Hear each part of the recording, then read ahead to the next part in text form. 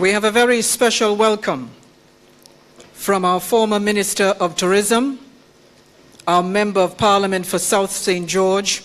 It is the constituency in which we now sit for this opening ceremony. I am delighted to invite her to the podium, the affable, effervescent, and vivacious Alexandra Otway Noel.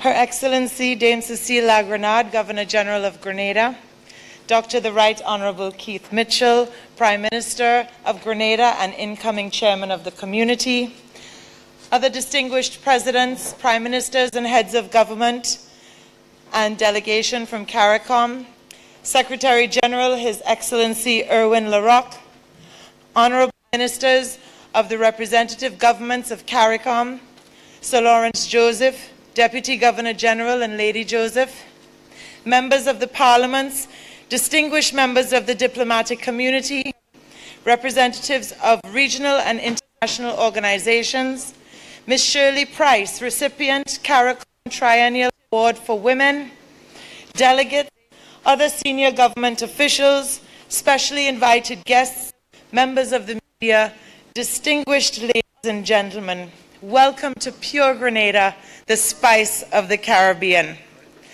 A very special welcome to the newest leaders joining Caricom, Haiti's 58th President, His Excellency Jovenel Moïse, and Haitian Prime Minister, the Right Honourable Dr. Hubert Minnis. Welcome.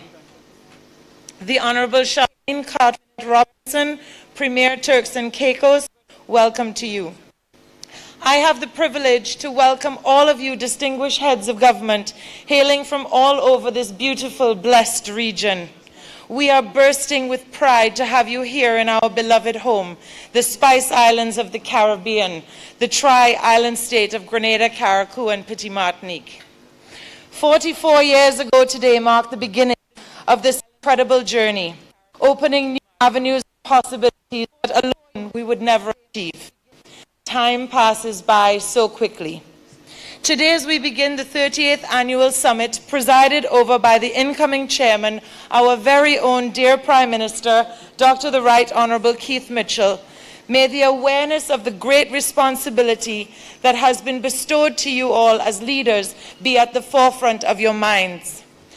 I humbly will say that as one of the 17 million here in Caricom, that when I look around this room, I feel a profound sense of pride because I see many strengths, experience, intellect, charisma, vibrancy, character, resilience, and a special twinkle in your eyes that can only come from conquering the chaos of Caribbean politics. I am proud and confident as a Caribbean woman to belong to a forward-thinking region that produces leaders like you. I know you will put individual agendas aside and imagine the big picture, having faith in our Caribbean brothers and sisters, and know that the bridges you build will only strengthen our economic union, that we may realize all this potential that we have. Indeed, our Caribbean citizens must be engaged with this important organization, so there is understanding and buy-in to the concepts and visions. In most cases, people will be against what they don't understand. As you cooperate to improve health and well-being of our citizens, boost development and facilitate the CSME, improve transportation and trade, and the preservation of our vibrant cultures while prioritizing environmental responsibility and protection, among many other things, keep in mind the next generations and what they will think of our legacy. The responsibilities you face as heads of government are many. However, I have no doubt that working together with the support of the Secretary-General of the Caribbean Community, His Excellency Erwin Larocque, and his team, we will thrive. Thank you for your leadership and welcome, Ambassador Larocque, to you and your colleagues from the Secretariat, charged with the work of implementing and harmonizing the policies and plans. I have no doubt you will be supported and encouraged with great enthusiasm. I welcome you all. While the world faces many challenges, let the Caribbean be a shining light, a model to show tolerance, humility, conviction, and unity, sustaining each other and therefore our community. Corinthians chapter 14, verse 26 says, "What then, brothers and sisters? When you come together, each one has a hymn, a lesson, a revelation, a tongue, or an interpretation. Let all things be done for building up." I want to especially welcome our distinguished members of the Diplomatic Corps and the World Bank. Thank you for your friendship to our region and for being here with us. We appreciate your support, and indeed we anticipate great things as we all look optimistically to 2030 and beyond.